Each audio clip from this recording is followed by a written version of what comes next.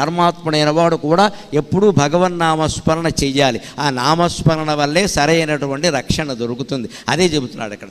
ఎందుకు మనం స్మరణ చేయలేకపోతున్నామండి? ఇంత తేలికైంది కదా, ఎవరు సహాయం అవసరం లేదు, సమయంతో పని లేదు, హాయిగా నమశివాయ అనడానికి ఏమిటి కష్టం అండి? రూపాయలు ఏమన్నా ఖర్చు అవుతాయా? ఏం లేదే.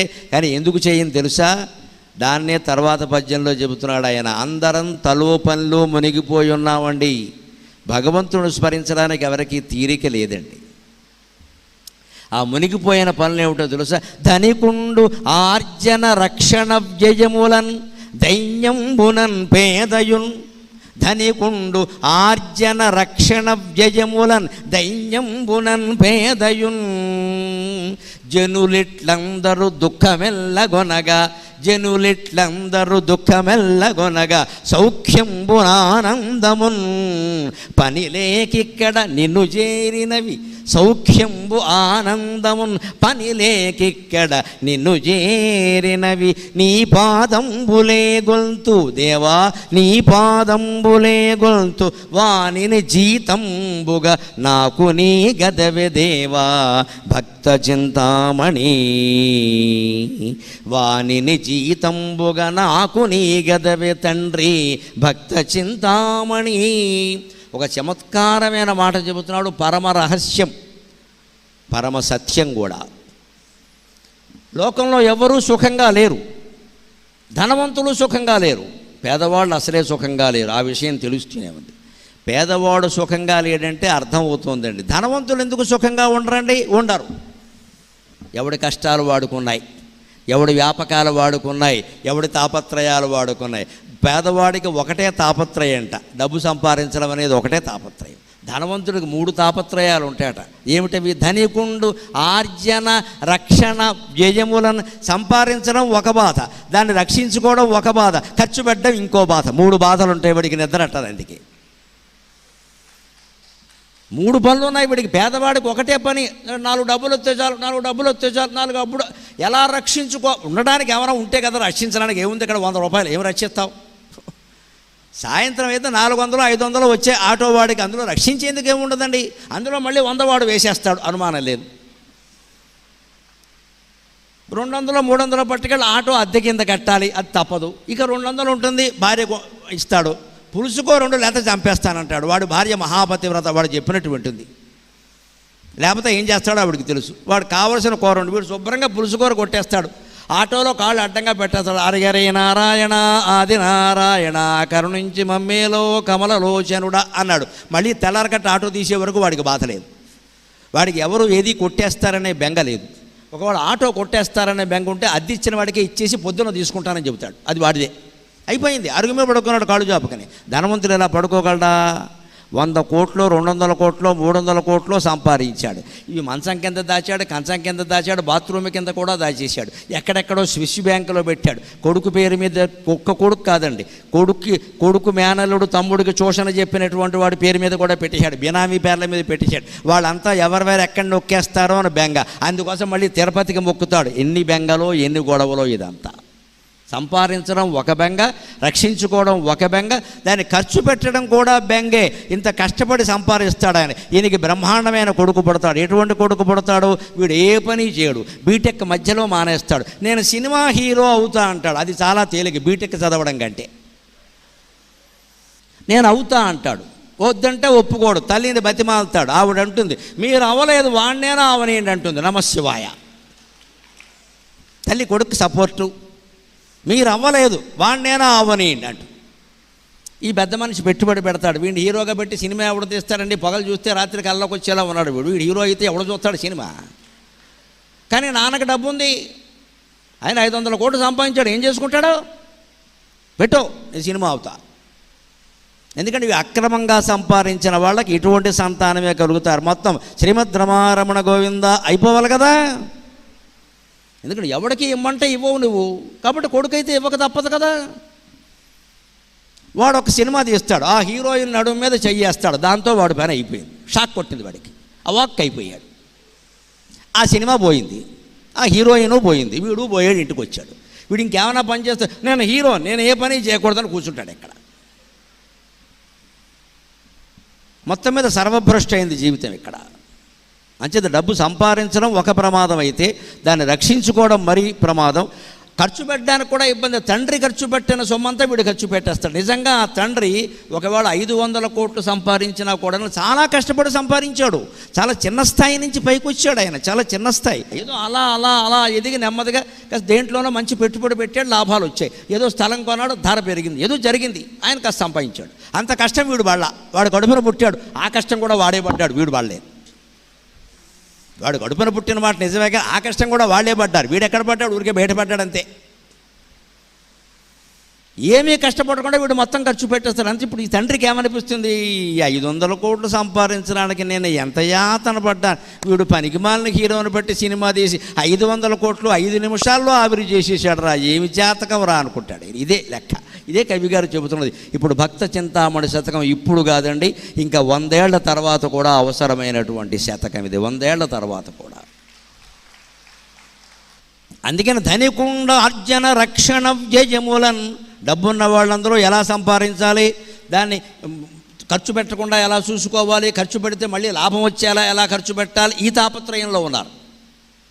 ఎక్కడ దాచుకోవాలి ఆ తాపత్రయంలో ఉన్నారు. పోనీ పేదవాళ్ళు ఏ తాపత్రయంలో ఉన్నారు, దైన్యంబునన్ పేదయున్, అయ్యో పొట్ట గడవట్లేదు, ఇల్లేనా కట్టుకోలేదన్న తాపత్రయంలో పేదవాళ్ళు ఉన్నారు. మొత్తం మీద లోకంలో పేదవాడికి సుఖం లేదు, ధనవంతుడికి సుఖం లేదు. అందుకని కవి గారు ఏం చెప్తున్నారంటే చమత్కారంగా, ఆయనకి సుఖం లేదు, ఈయనకి సుఖం లేదు కదా, జనులిట్లందరూ దుఃఖమెల్లగొనగా, మొత్తం మీద జనం అందరూ దుఃఖపడుతున్నారు. సుఖం ఎవరి దగ్గర లేదు, ఆనందం లేదు. అప్పుడు సుఖము ఆనందం పొందేవాళ్ళు ఇక్కడ ఎవరూ లేరు కాబట్టి సుఖము ఆనందం అనే రెండూ కూడా వైకుంఠానికి వెళ్ళిపోయాడు. ఇక్కడ మమ్మల్ని ఉండనీయట్లేదు కదా, ఎవడూ సుఖంగా లేడు, ఎవడూ ఆనందంగా లేడు, మేము ఎక్కడెందుకు ఉండాలి, శ్రీమన్నారాయణమూర్తి దగ్గర ఉంటే మేము ఆనందంగా ఉంటాం కదా అని సౌఖ్యంబున ఆనందము పనిలేకిక్కడ నిన్ను చేరినవి అంటున్నాడు ఆయన.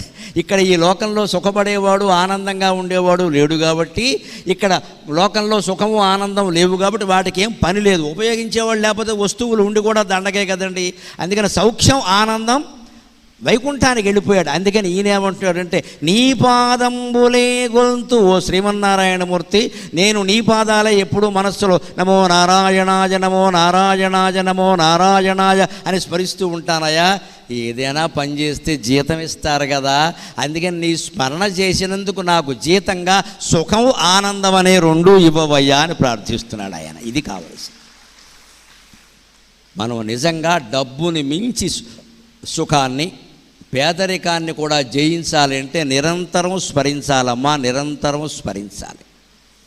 మీరు ఏ ఇష్ట దైవాన్ని నమ్ముకుంటారో వారినే స్మరించండి, ఇబ్బంది ఏం లేదు.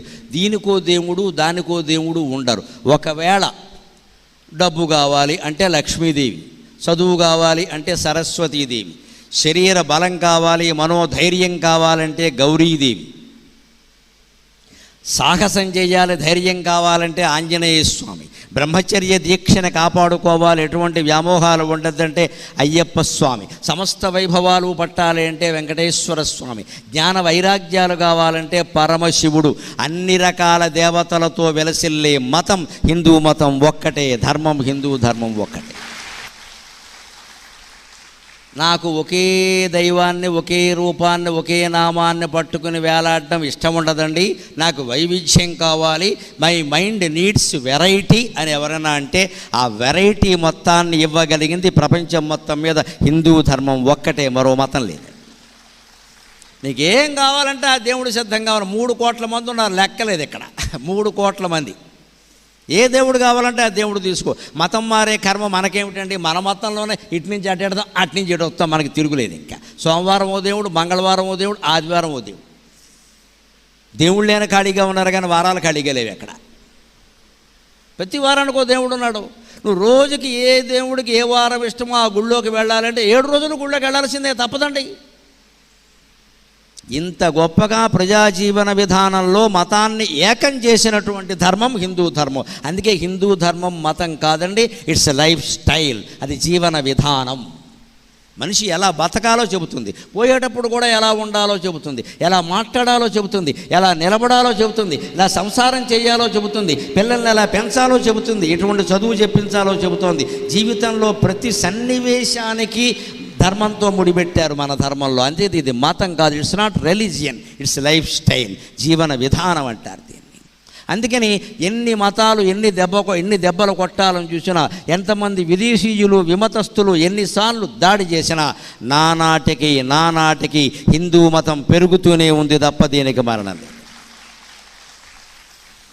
ఇప్పుడు ఇంత ఉన్నత స్థితిలో ఉంటుందని మనం ఊహించలేదండి. 10 ఏళ్లుగా ఎంత ఉన్నత స్థితిలో ఉందో అందరికీ తెలుసు. ముఖ్యంగా మొన్న అయోధ్యలో జనవరి 22వ తేదీ బాలరాముని ప్రాణప్రతిష్ఠ జరిగిన తర్వాత భారతదేశం కాదండి, ప్రపంచంలో ప్రతి దేశం హిందూ మతాన్ని గురించి చర్చించుకుంటోంది. ముందు ఇక్కడ పుణ్యక్షేత్రాలకి విదేశీ యాత్రికులు బాగా పెరుగుతారు. మన గ్రంథాలన్నీ ఇతర భాషల్లోకి బాగా అనువాదం అవుతాయి. ఇందులో ఏముంది, ఇది పడిపోయినట్టు కూడా ఉండి మళ్ళీ ఎందుకు లేస్తోంది, దీంట్లో ఉండే జీవశక్తి ఏమిటి అని తెలుసుకుందుకు ఇప్పుడు విదేశీ మతాల వాళ్ళు పోటీ పడుతున్నారమ్మా. అటువంటిది మన మతం గురించి మనం తెలుసుకోకపోతే ఎలాగా? అందుకని అందరికీ తలోతాపత్రయం పెరిగిపోయింది. సౌఖ్యం ఆనందం ఎవరికీ లేకుండా పోయాయి. అందుకే దేవుడు ఇక్కడ లేకుండా పోయాడు. సౌఖ్యం ఆనందం పైలోకానికి వెళ్ళిపోయాయి. అందుకని దేవా, నేను నిన్ను ప్రార్థిస్తున్నాను, నాకు జీతంగా వాటిని ఇవ్వయ్యా అన్నాడు ఆయన. ఇప్పుడు ఇంకో మాట చెబుతున్నాడు. ఆయన సొంత విషయాలు కూడా చెప్పాడు అనుకున్నా. ఆయనకి పాపం టైఫాయిడ్ జ్వరం వచ్చింది. వసురాయ కవి గారికి టైఫాయిడ్ జ్వరం వచ్చింది. సన్నిపాత జ్వరం అంటారు. 40 రోజులు వచ్చేది, పూర్వం వచ్చేది 40 రోజులు. నోటికి ఏది రుచించదు. ఏదో వైద్యం చెబుతారు. పూర్వకాలం ఆయుర్వేద వైద్యంలో మందుల వాడకం కంటే పథ్యం ఎక్కువ. పథ్యం బాగా చెప్పేవాళ్ళు. అందుకే పూర్వకాలం ఆయుర్వేద శాస్త్రాల్లో కూడా సరదాగా చెబుతారు, వైద్యం ఎలా చేసినా సరే పథ్యం గట్టిగా చెప్పి, ఒకవేళ వ్యాధి తగ్గింది అంటే వైద్యం మహిమ అని చెప్పచ్చు, తగ్గకపోతే పథ్యం సరిగ్గా చేయలేదని చెప్పచ్చు అనేవారు. పథ్యం గట్టిగా చెప్పేశారు. ఉప్పు తినద్దు, కారం తినద్దు, దొండకాయ పడదు, వంకాయ పడదు. మరి ఏం చేయాలి వీడు? కక్కుర్తి పడి ఏదో ఒకటి తింటాడు. అందుకని డాక్టర్ గారు తప్పించుకొని, తిన్నావుగా అందుకే వచ్చింది పో అనొచ్చు. ఒకవేళ తగ్గిందనక, మరి మనం మందంటే ఏమనుకుంటున్నావో, మన చేతి మాత్ర వైకుంఠ యాత్ర అని చెప్పచ్చు. అన్నిటికీ అవకాశాలు ఉన్నాయి బాగా. అందుకని ఆయుర్వేదం వైద్యులు పూర్వం పథ్యం బాగా చెప్పేశారు. ఇంగ్లీష్ డాక్టర్లు ఇప్పుడు విచిత్రమైనటువంటి వైద్యం ప్రదర్శిస్తారు. ఏమీ తినద్దని చెప్పరు. 104 డిగ్రీలు జ్వరం ఉన్నా సరే, సార్ పథ్యమేం లేదు సార్, అన్నీ తినేయండి, బెళ్ళేసుకోండి అంతే. కానీ ఆ వైద్యం ఈ వైద్యం సమస్య కాదండి, ఎప్పుడు రెండూ ఉండవలసిందే. పథ్యం ఎందుకంటే శాశ్వతంగా వ్యాధి నిర్మూలన చేయడానికి. నీ వ్యాధి నిరోధక శక్తి పెరగాలంటే పథ్యం చేయాలి, అడ్డమైనవి తినేయకూడదు. ఓ పక్క దగ్గు దంచేస్తూ ఉంటే చింతకాయ పసర తింటానంటే ఎలా కుదురుతుందండి? అందులో కొత్త చింతకాయ అసలే పనికిరాదు, పాత చింతకాయ తిను అంతే. నాలుగు ఉంటే దానికి తగిన లెక్క ఉంటాయి కదా. జలుబు దంచేస్తుంది, జలుబు వస్తుంటే ద్రాక్షపళ్ళు తినకూడదు, అవి జలుబు చేస్తాయి. ఆరోగ్యంగా ఉంటే బాగానే ఉంటుంది. జలుబు చేసిన వాడికి పనికిరాదు, మానేయాలి. నాకు ఇష్టమైతే కష్టం పడవలసిందే. అంచేత పథ్యము పాటించాలి. మందు ఎందుకు అంటే వెంటనే పని చేయాలి. మనకి తలపోటు 10 రోజులు భరించలేం కదా, వెంటనే పని చేయాలి, శాశ్వతంగా నిర్మూలన కావాలి. అంచేత వైద్యం మందు ఉండాలి, పథ్యము ఉండాలి. రెండు దేని మోతాదులో అది ఉండవలసిందే. అందుకని ఈయన ఏమంటున్నాడు, ఈయనకి టైఫాయిడ్ జ్వరం వస్తే ఉప్పు కారం లేని తిండి తినాల్సి వచ్చింది, పథ్యం మెతుకులు. అందుకని దేవుడితో మొత్తుకుంటున్నట్టు చాలా చమత్కారంగా, నాతోని ఈవును పచ్చపున్మెతకులన్నంజందొరంగొంటివి, నాతోని ఈవును పచ్చపున్మెతుకులన్నంజందొరంగొంటివి. అయ్యో తండ్రి, అసమర్థు ప్రేమ ఇది, నేను లాగుడంగానే నీ చేతో వీధిదలంచినంతనే ప్రభో, నేను లాగుడంగానే నీ చేతో వీధిదలంచినంతనే ప్రభో, చేకూర్పవే షడ్రసోపేతాన్నంబు నివేదనం బిడి కొనన్వే భక్త చింతామణి.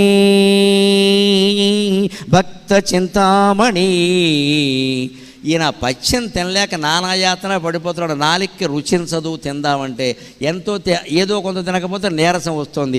అందుకని భగవంతుడితో ఏం మొత్తుకున్నాడంటే, దేవుడికి నైవేద్యం పెడితే కానీ తినే అలవాటు నాకు లేదయ్యా, ఈ ఉప్పు కారం లేని తిండే నీకు నైవేద్యం పెడుతున్నా, నాతో పాటు నీకు పొట్టమాడిపోతుంది కదా, అందుకని నీకు షడ్రసోపేతమైన భోజనం పెట్టాలంటే నా రోగం తగ్గించని కండిషన్ పెట్టాడు ఈ లెక్కన వాటికి. ఇది చమత్కారమైన భాషణ. దేవుడితో మాట్లాడాలండి, మొహమాటం లేకుండా చెబుతున్నా. మీ పూజా మందిరంలో ఉండే విగ్రహాలు అనుకోకుండా అవి సాక్షాత్ విష్ణుమూర్తి. ఆ విగ్రహాన్ని నమ్మండి, నిగ్రహంతో ఉండండి. మన ఎదురుగా విగ్రహం ఉంది, అక్కడ ఆ విగ్రహం కంటే మనకి స్ఫూర్తిని అందించడానికి వేరే శక్తి ఏదైనా ఉందా? ఇప్పుడు నాకు ఇచ్చిన వసతిలో నారాయణి అమ్మవారి విగ్రహం బంగారపు కాంతుల్లో మెరిసిపోతున్న విగ్రహాన్ని ఆ బల్ల మీద పెట్టారు. ఆ 2 పాదాలు ఆవిడ హాయిగా ఇలా కూర్చున్నది, ఓ కాలు పైకి ఓ కాలు కిందికి పెట్టి. నేను అన్నం తినడానికి ముందు ఆ 2 కాళ్ళ మీద చేతులు పడితే నాకు వేరే వేకుంఠం అక్కర్లేదండి, నాకు ఇచ్చిన వసతి చాలు అనిపించుతుంది నాకు. ఆ అమ్మవారి విగ్రహం అంత కళగా ఉంది, అంత కళగా ఉంది. కార్యకర్తలకి అభినందనలు. నిజంగా ఒక్క దేవుడు విగ్రహం ఇంట్లో ఉంటే చాలమ్మా, వైకుంఠం కైలాసం అన్నీ మన ఇంట్లో ఉన్నట్టే. ఎందుకు ఊరికే యాత్రలకు తిరగడం పనిలేక? అక్కడేదో ఉంది, అక్కడే అసలు ఇక్కడ ఉన్నదాన్ని మనం గమనించామా? మన పూజా మందిరంలో 16 విగ్రహాలు ఉన్నాయి. ఏదో తుడిచావా, కడిగావా? దానికి మంగళవారం శుక్రవారం 100 వంకలు. ఇక్కడ కాశీ యాత్ర అనగానే తయారు, ఇక్కడ చారుధామ్ అనగానే పులుసు ధామ్ అనుకుంటూ తయారు. అక్కడ 22 కిలోమీటర్లు నడవాలి. కేదార్నాథ్ వెళ్ళాలంటే హెలికాప్టర్ లేకపోతే ఎవడు నడుస్తాడో? వెళ్ళి అక్కడ ప్రాణాలు పోతే వెనక్కి ఎవడొస్తాడో?